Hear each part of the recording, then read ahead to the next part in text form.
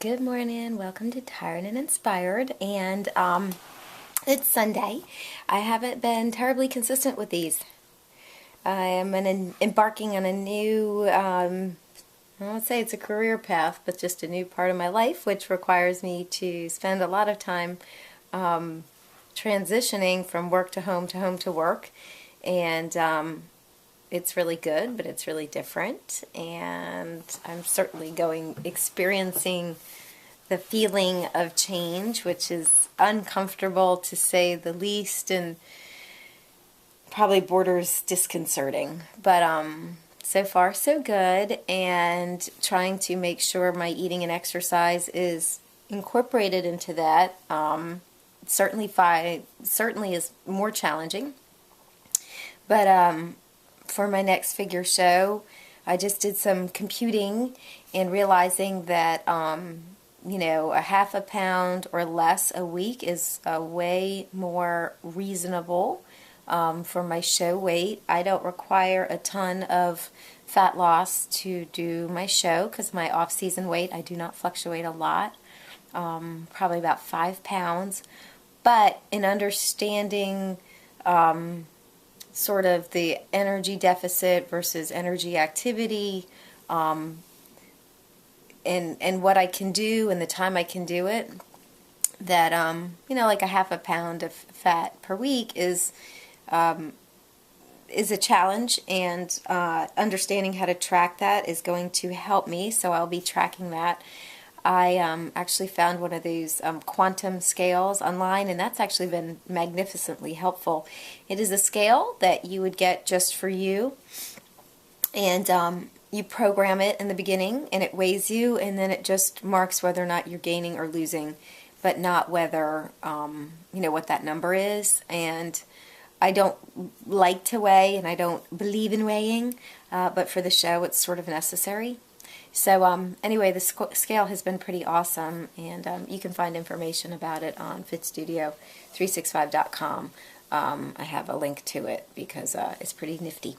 Anyway, but with that being said, if it's Sunday or Saturday for you and you're trying to embark on new behaviors, make some time today, 35 minutes, 45 minutes. Get your calendar, your PDF, whatever, and write out when you're going to do what. Make an appointment, even if it's eating. And then make sure you put some time to review, your journaling or whatever. It's easy for me to say to people, well, just write down your food, but I can tell you it's been a whole nother ball of wax for me to write down my food. So I'm trying to be really consistent so I can really monitor what it is that I'm doing. So I can tweak changes. When you get to a certain level, the truth is, like, when you have more weight to lose, at the beginning it's easier.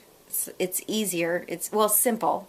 You want to eat these certain amount of meals, 5 to 6 meals a day, 20 grams of protein if you're a woman, and then you should see a result.